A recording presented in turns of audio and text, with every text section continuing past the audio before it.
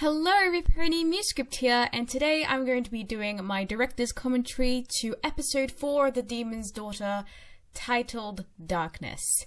Now, let's see, with this episode, I did have quite a few artists drop out, and I also had a couple where I had to finish off scenes. So this episode is the only one where I have done, oh boy, like most of the art for. And this is when I was thinking, well, I was already thinking that I'd be putting out an artist casting call, so for the remaining episodes I wouldn't have to fill in for everything like with this episode.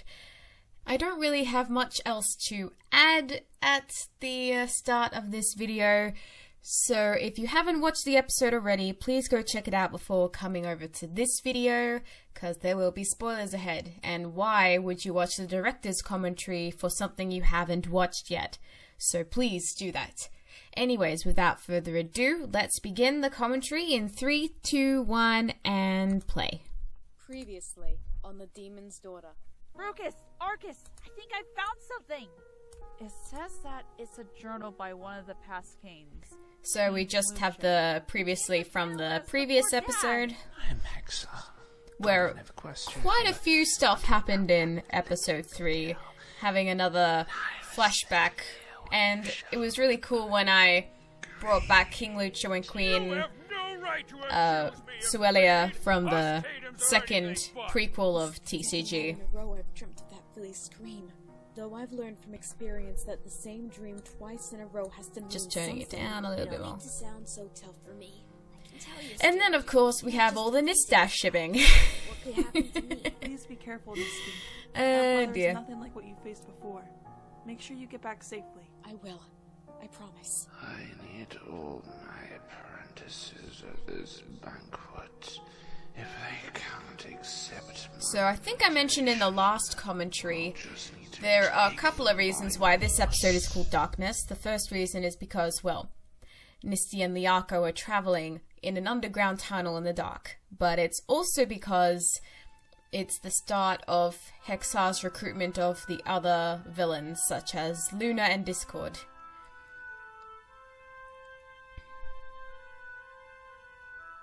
So yeah, that's pretty much the gist of this episode anyways. Not much really has changed in the intro, really.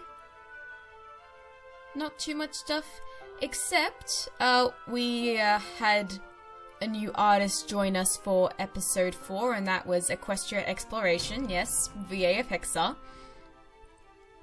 I think, yeah, when one of my artists dropped one of their scenes, I asked Equestria Exploration if they'd be interested in filling in, and they did. And I was very happy with the results, and I'll talk about that later. Okay, so also a bit of a little story here. I was talking over the VAs. Brian, Random VA, has left The Demon's Daughter, so this is the episode, the last episode where he's playing as Discord. Previous episode, it was the last episode of him playing as Brucus. And, you'll find out soon enough who the new VAs for those two characters are. Maybe I'll reveal that in the next sneak peek or something. 3. And then you also noticed in the opening credits that Round Trip is there, and that is of course because he's playing a little minor character, which I'll talk about later on. Are you going to be okay there? Relax. And so we have the Underground. Well, this soundtrack is called Underground.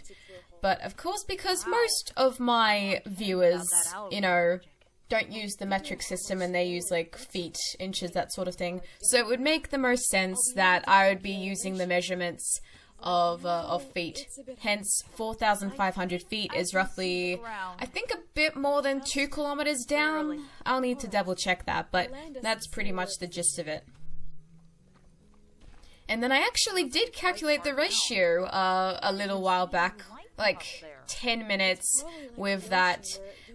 She would have been traveling at around about 8 4,500 kilometers an meters hour, surface like right now. flying down Also, to that according spot. to this, 30 minutes have passed. No way! I don't think we were flying for that long. We weren't. Only for about 10 minutes. And of course, this scene was the sneak peek for episode 4, which I pretty much released like That means almost 2 weeks after episode 3 came out. And a minute for them is 20 seconds. so the sneak peek for episode 5 is coming. I'm planning for it to be released sometime in July. I've just been a bit busy recently because at the moment, my boyfriend Roundtrip is here in Australia, so I've been hanging out with him. But at the moment, I've also had more time to edit stuff as well, including this director's commentary, so Did he sketch out a map or something? yeah. I'm not really sure. I don't think he went that far down to check. Well, it's going to be awkward for Hixar when he finds out we're lost. Hold on. Maybe these gems Hirika gave us might help. Of course! Liako, you're a genius! And these are the gems. I pretty much kinda, well, I didn't really design them, I just kinda copied the design off, That's Lovely that initially designed the gems for the scene back in episode Apprentice of 3. Tyranny and Lust, King Sombra and Queen Chrysalis. Apprentice of Gluttony, Lord TRex. And the sneak peek was just standard pictures, but then when you get to the actual episode, you also have like layer animation and that sort of thing, which is pretty cool. So that just gives you a general gist of the time difference. So since it's 3.2 hours later down there and 32 surface hours up on the surface, it means that they're roughly Hexar's layer is like 10 times slower. What was that for? You're the idiot. And of course, this art is done by Moonshine Canvas. And though she didn't do too many art scenes, it doesn't really matter too much because I was able to pan across the two characters. Oh my gosh, Lightning Spirit VA. She had so many bloopers for TRex. Just so many. And some of them didn't even make it into the blooper reel. I'm actually planning on saving that for another occasion. But she just kept like rambling on about a whole bunch of stuff. And I'm like, ooh, I could use that in something in the future. If you're watching this, Lightning Spirit VA, keep a lookout. I might have something planned. I don't know, maybe sometime in October? Who knows? Rejected his offer. So Okay, so in that rainbow pony. Insect! fun fact, some of the times, I think actually, yeah, quite a couple of times in episode 4, I had to adjust the audio editing, mainly because some VAs had forgotten some lines, but, I mean, they weren't really too important, and I still was able to make them work somehow, like, you insignificant insect. I think the original line was, he tried. Alright, you insignificant insect. He tried. But then Pretty Pegasus Wings kept saying he's tired. I did try to reach out to her, but, I didn't really hear back from her, so I had to improvise. And I think what I did eventually come up with actually ended up being funnier than what was already written in the script. So, that's... It worked out. It worked out. Knowledge of gemstones or crystals will help you now. You're on. And people who were reacting to this, they were saying, oh, Scrabble. But of course they weren't actually hearing the pun, which is Scraddle, you know, like saddle, but adding a scra in there. Or don't you want to meet Nightmare Moon? Nightmare Moon? And of course, whenever Nightmare Moon is mentioned in front of Chrysalis, the shipping begins, as you've seen in the blooper reel. As you see, I'm about to invite Oh her. dear. I've found another way to convince her, of course. Ooh, let's see then. Here we have the second scene of art that I have done, but the first one shown that I had to fill in, yeah, one of my artists was originally going to do this scene, but then they had to drop out, and so I filled in the last minute. He's now after me.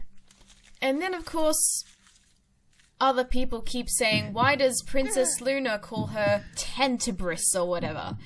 I've come up with the headcanon that pretty much Princess Luna, well, after Tenebris became evil, she was like, well, I think Tenebris suits you better now that I think about it, and I made a whole comic about it on my DeviantArt. And I do hope to dub that with Flutterers at some point too. That'd be funny. That being that turned me into Nightmare Moon. You know what I really should have done? Even at the start of TCG, I should have had like the script say Tenebris, like the pronunciation, instead of Tenebris, Tenebris, Tenebris, Tenebris, going on all over the place. Dear. It's just one of those names, eh? Maybe I should check after I raise the moon. So...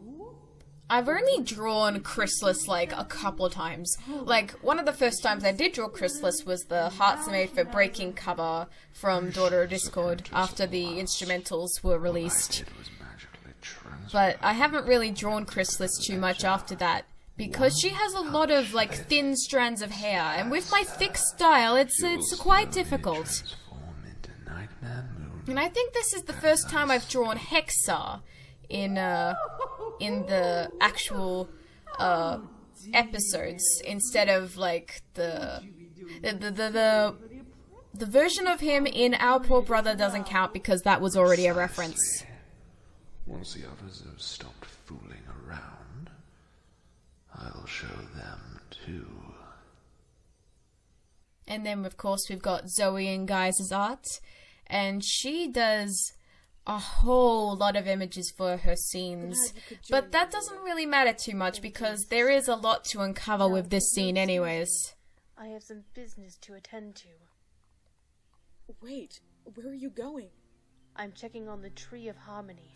And I think, I'm not sure how well it would take with I know the Rocket to Insanity comic dub had a similar thing with the Tree of Harmony thing, I cannot allow but why not? Because I was like, maybe I should see what that's like. Influence. As a veteran I kind of forgot about that in reality. Why must you take this burden alone, sister?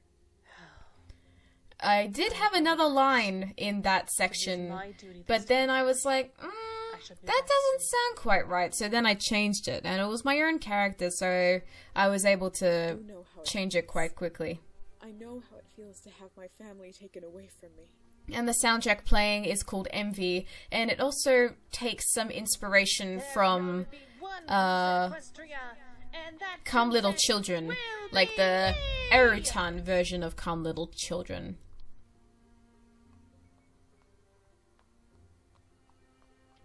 But of course, in the Rocket to Insanity one, the element was more cracked. In this one, the element is just dimmed a bit. And it also has the symbol of despair on it. This never would have happened if I were the main ruler instead of Tia. She has no idea on how to fix Loyalty's bearer, since she has never encountered Hexar. I should be the ruler, but just because the day is loved more than night. No. This is... what is wrong with me? Many things are wrong with you, because you are getting cursed by Hexar, Luna. He might influence me again. And then we have the little animation of the element dimming even more. And yes, that is Luna screaming, but I had to fill in for that one. I originally had another scream, but that didn't quite fit right. So that was another audio editing mishap. Hey, Misty? Yeah? Do you know how your sister Luna became an apprentice of Hexar? And then we have my own theory of how Luna got corrupted into being Nightmare Moon. And fitting in with the Nistverse universe and all that stuff. She said she encountered a smoky figure that took advantage of her envy for Tia. I now know that it was Hexar, but she And I think it first manifested after, well, kind of manifested after Tenebrae was banished for the first time, and Princess Celestia and Luna's parents were killed on their way back from a retreat, and then they got told that they had to rule the kingdom. And of course, naturally, because Celestia was older than Luna, that she would be the next in line to rule over Equestria. But, I guess 500 years had gone by, and Hexar was planting ideas into Luna's head, saying, no, I should be the leader, I should be the ruler of all of Equestria. Were always longing for power, so it became a gift rather than a curse for them. I wouldn't say that. What makes you think that the apprentices that stood by his side are any different from those that didn't? And one thing that really sticks different about Liako's character is that she learnt from her mother to not jump to conclusions or anything like that. So that's why she believes that Did you have a new outburst? that the villains are not any different from the others that didn't stand with Hexar. Okay, and we come to this scene, guys. And that little ground sprite is played by Roundtrip. I had him record his lines whilst I was in America, and I kept dying of cuteness with every single take he had. And I shared this episode to my mother, and then I told her that this was Round saying these lines, and she's like, I would have no idea that it was him. But fun story, how I came up with the sprites was actually because of Round. Because he always goes into this high-pitched voice sometimes. And so I got inspired. I'm like, I should totally create a character using that high-pitched voice that he can voice later. I mean, it's very cute. And then I was like, no, I'm gonna play the other one. And then, of course, when I was creating the ground sprites for the first time and I showed them to P, her first instinct was to say, burn them to a crisp. They have no purpose in the story. Also, fun fact, they were originally going to be involved more in the story. They were going to be in episode 5 and 6. But when I was hearing more feedback from my cast members, well, mostly P, I only restricted them to this scene. If you won't let us through, then we'll have no choice but to fight our way through. And if you're thinking that it's a bit odd that Liako and Misty would be using magic on these innocent, powerless little creatures, that's a bit weird, right? They probably think that the sprites might be powerful, or like, something like that. I mean, usually when you're going down a path down to the gateways of hell, you usually come across, like, really big, dangerous creatures. So I kind of was a bit misleading in the description of this episode. Like, oh, there's many creatures that will, many strange creatures that will be challenging to the duo. But I didn't reveal which creatures. I didn't say that they would be big and mean creatures. I just said that they were strange. But how could they have entered his lair if the seal was closed? Hexar might have led them in another way. Either that or Chrysalis transformed herself into What they don't know is that earlier on in the episode, Chrysalis did say that they were proofed with no explanation. But, and she also said that crushing that tiny village on the way was fun. So there was already a bit of foreshadowing in this same episode about the sprites. And, I might go into more detail about that later on. I might create some, like, prequels and stuff before episode 7 of this episode gets released. Like the same treatment that I had for the Color Goddess. So, but that won't be for a while yet, though, because we're only on production of episode 5, so it's a little while. Okay, one thing I did forget to mention about this scene, people were speculating what the heck that sign is. If you rotate the sign vertically, it says go away. But people were rotating it like 180 degrees and they weren't really getting the message. And a U for your remaining letters. Oh, and Lightning Spirit kept saying, well, you try having 2 is. But then I had to correct her. No, it's 2 I's, like the letter I. Our master would like a word with you. Oh, really? And then this is the second scene done by Moonshine Canvas. This joke of a Lord's Supper. He says it's about discord. Discord, eh? Very well. The game's pretty much over. Wait, no! Don't leave No, I love me! that expression on T-Rex, it's so funny. Coward!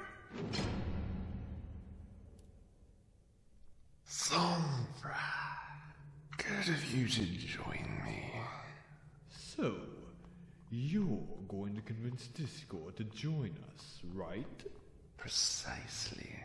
Have I mentioned how cute Moonshine Canvas's art style is? Because it's very cute. Like the little legs. How will disharmony react to the letter, I wonder? Ooh, this should be fun. Alright, and this next scene is done by our new artist, Equestria Exploration. And may I just say, their art is awesome. It is very show-like. I think I got inspired when I saw their animations for Lighter Shade of Crimson, and I was like, I really need to ask them to do art for my audio drama sometime. And then I was able to see that. And it definitely paid off because I love this art so much. Alright, so if you're confused about that, Angel and Holly are dead. So, 5 years later, and their offspring are adults now. But then you're probably... I had kind of like a little plot hole about how old Angel is, because apparently... When I created the story of the Heart Shell, and I had Fluttershy meet up with a baby Angel when she was like a filly, but then I found out many years later that bunnies don't live as long as I thought, like 10 to 12 years. So then I came up with the headcanon that the bunny that Fluttershy took care of would have actually been Angel's father. But I might do a piece of artwork later kind of exploring that theory. But of course, because Fluttershy was raised in Cloudsdale and she didn't really have contact with animals before, I guess she just didn't know how long bunnies lived for at that time, and so she just assumed that the next white bunny that she would see was Angel. But why Angel and Holly didn't tell her sooner, I have no idea. And also, to clarify stuff, 5 years later, Discord and Fluttershy are together. They, I think they're, well, they're not married. They're just dating right now. But you know, me as a Fluttercord shipper, I couldn't help myself. Now it's 2 down. And that expression on Hexar, Equestria wanted to do like a really creepy snake-like appearance, and that worked really well. And then we have Pink Escapade's art. And this scene was pretty cool because it introduces us to Rainbow Dash's demon, let's just say. Like her evil counterpart, Grizio, manifested via the component of despair. Show yourself! And she was first, well, her appearance was first revealed on the poster of the Demon's Daughter after episode 1 was released. And she also appeared in my 8,000 subscriber special, the cover of Running Up That Hill. But her name wasn't revealed until this episode. I guess you could call this a dream or a nightmare. I think the voice that I've got for Grisio was how Tenebrie's voice started out when I was experimenting with voices. So with this voice, I kind of returned back to that one. And the soundtrack playing right now is called Despair. And that was one of the first soundtracks I did compose for this episode. I don't really remember how long ago I did, but it was quite a little bit ago. Like Tenebrae and you. You're describing villains, aren't you? And I love that I'm just having a conversation with myself. Although I've experienced that tons of times. Like, you know, the heart shell, I voiced almost everyone. So I really shouldn't be surprised at that, you know. Talking to myself is common. But I just love the exchange between someone good and someone evil. And then, of course, I had to finish Pink Escapade's art for her. But that was fine. I was more than happy to help her out with that. Maybe you won't. I guess it depends on how well you handle this component since it's pre-owned. It will be up to him to decide when I emerge. And I think it's even more creepy that Grisio is just smoke with red eyes. There isn't a nose or mouth or anything. His name is Hexar. Makes ventriloquism quite easy. I'm kidding. Grisio, the ventriloquist. Hey Grisio, have you ever thought about becoming a ventriloquist? No, I haven't. And I would rather not, thank you very much. Is she really your best friend? I just love playing, like, sly and manipulative villains. That's really fun. Violence alone won't get rid of you, Rainbow. Well, you can't punch her, she's just smoke. You just have to learn to live with me. No! You can't leave me like this! You can't turn me into the same monster that Tenebrae was! Come back! And then we have Marzipan Studios art, which is really adorable as always. Oh, Tank, what am I going to do? About your sickness, right? I have a demon manifesting inside me, Tank. And the gist of this was that Rainbow wasn't scared of her illness before, but now she knows what she's up against. What if I turn to stone? Now she is scared. Or banished, or worse. And then we have Pia Potter's Blue Streak. When she came to Melbourne, as well as her sister and Space, I got her to record lines for episode 4, but also for episode 5. She doesn't have too many lines in episode 5, spoiler alert, but I got that out of the way, because I was like, P, I need your lines, please give them to me. And then, of course, we have the Heart Shell theme playing in the background. What a great throwback to my first audio drama. Look how far I've come, goodness. I've been doing this for more than 6 years. For making them this way, and Mist is venturing down to defeat him. I feel like I can't do anything. And then we have the song for episode 4 that took a while to get there. This is what I call, like, the shipping song. Because, well, it's the first time that Rainbow Dash is singing in this audio drama. But also it kind of explains that Rainbow also has a crush on Misty. Well, we already knew that from the start of episode 1. And there's going to be more detail about what's going on between the 5 years that TCG ended and TDD began. And how the hey this happened later on in the audio drama, so keep your eyes peeled out for that. This song, along with the 2 songs for episode 3, I completed in 1 month. It's because all 3 of those songs, only I was singing, so I didn't have to worry about other VAs.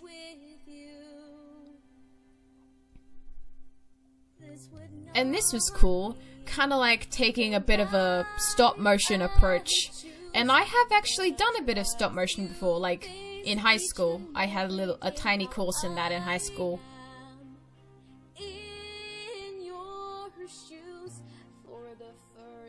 And so I wanted to do something like that. And so I had a little bit of green screening and that sort of thing. Editing the animatic for this song.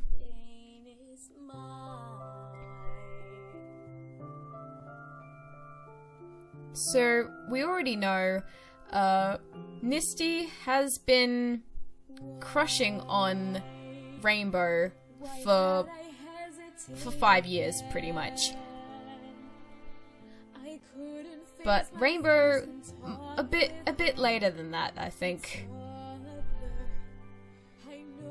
Like with the Owl House, Amity was the first out of the two to have a crush, and then it wasn't until much later that Luce was feeling the same way.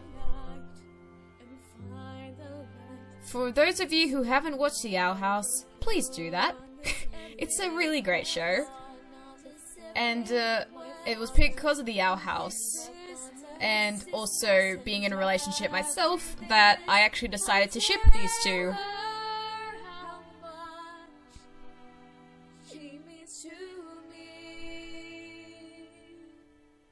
And this is my favorite part of the song, where you have this lightning and an epic sky, and their chosen demonic forms above them.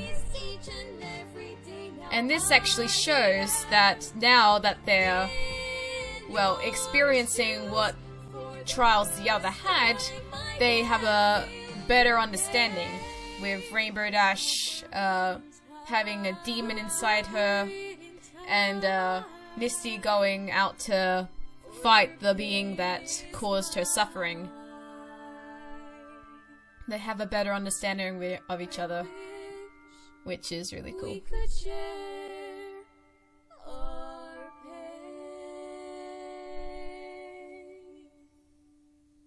And then continuing with art scenes that are mine, here is the last scene of the episode. Rainbow, what's happening? Is your sickness getting worse? This scene is how you end an episode, guys. Like episode 1 of The Demon's Daughter, everyone was like, "Oh no, Rainbow, are you gonna be alright?" What? Where is she? And then the bed is Phoebe Pangaea's main colors. That's a Piana Podzo C. So 3.5 days have passed, pretty much. At this point, she'll be in quite a critical state until she's fully transformed into a and this scene is actually quite interesting because it's quite a cool looking layer animation where I was experimenting with the sunrise. I hadn't actually tried that before, so I really wanted to try that. Not continued just yet, there's just one more thing. And so that is left a little vague for you guys to theorize. You're like, what the hey is that? That could be leading up to something, who knows? I'm not revealing anything just yet.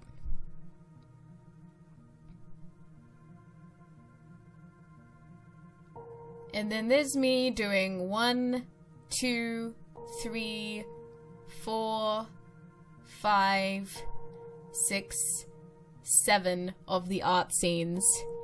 Moonshine Canvas has 2. Zoe and Guys has 1. Equestria Exploration has 1. Pink Escapade has 1. And Marzipan Studios has 1. So we had a total of 6 artists work on this episode, but there will be way more in episode 5 after I've had the casting call and everything.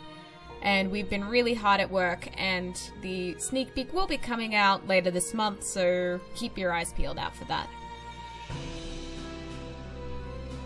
And then we have the voice cast.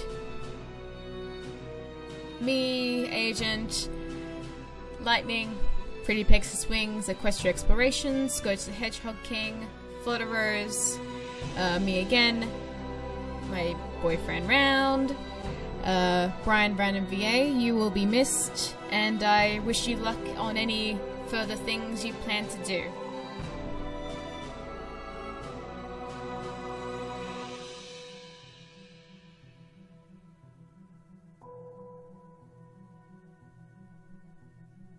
And the next episode of The Demon's Daughter is titled Reversion.